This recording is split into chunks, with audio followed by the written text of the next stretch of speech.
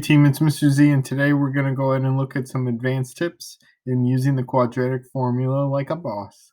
Let's dive on in.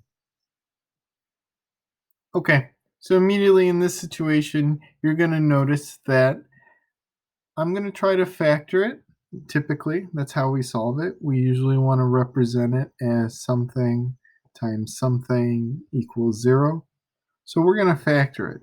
And right away, in my typical usage of the area model, I'm going to be like, okay, 7 and 3 are both prime, so they have to be this combination.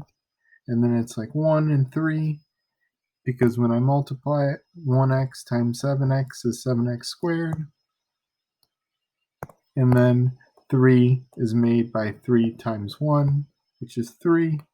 So the idea is that these two should add up to be negative 11x. When I multiply 1x by 3, this turns into 3x. And when I multiply 1 times 7x, this turns into 7x, meaning that 1x plus 1 times 7x plus 3 is equivalent to 7x squared plus 7x plus 3x plus 3. And if I clean this up to resemble standard form, it will look like so. This is not what I need. This is 10x. What I needed it to be was a negative 11x. Now, typically, we would go ahead and switch around our numbers and we would attempt to factor it like so. I might adjust this to be 7x and 1x and then 3 and 1.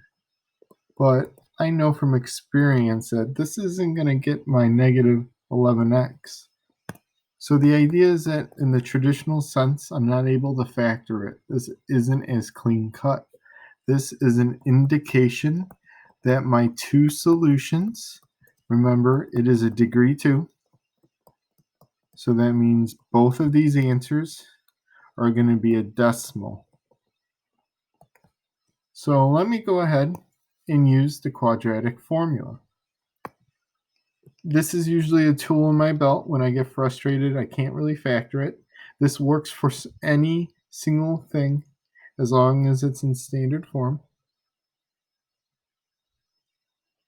So when we're looking at this, remember, resemble it. Ax squared plus bx plus c equals 0. So looking at this, the 7 is in the a value. The b value includes the negative sign, 11, and then c is 3. Typically, you always want to write this in order from going greatest to least. That way you train your brain to spot opportunities to use the quadratic formula. Okay, the quadratic formula is x equals negative b plus or minus square root of b squared minus 4ac over 2a. Now, typically, you would go ahead and you would substitute in the values like so. You would do negative times negative 11 plus or minus the square root. In parentheses again, you would write this minus 4 times 7 times 3 all over 2 times 7. This is clean. This is showing that you understand where to substitute everything in. I know that it's very clear from the observer's point of view that everything's where it's supposed to be. And from this point on, I would go ahead and clean it up. I would apply things all at once, and I would go ahead and write positive 11 plus or minus. I would go ahead and square 11, negative 11. I would multiply this out. It would be 28 times 3, which is negative 84. And then I would keep this going. And then it would continue, and I would get 2 answers. Before I continue, though, I want to show you, if you're a little more comfortable, how to speed up your process. So now I'm going to do the same thing, but on contrast. I'm going to write x is equal to.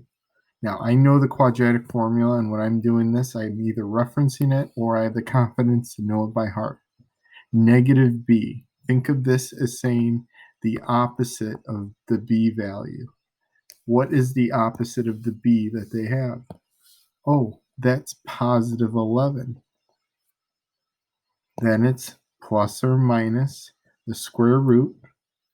Now I'm going to ask myself, what is b squared? What is negative 11 times negative 11? Oh, that's positive 121. I'm going to go ahead and go minus 4.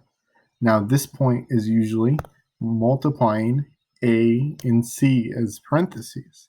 But here I'm going to go ahead and multiply 7 times 3, and I'm going to get 21. And I'm just going to put that in parentheses. Instead of writing 7 times 3, I'm just going to write the product. Likewise, 2 times a is 14. If you have the number sense to process things quicker.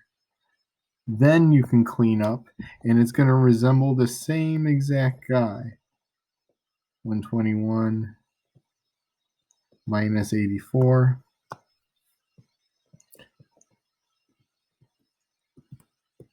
Okay.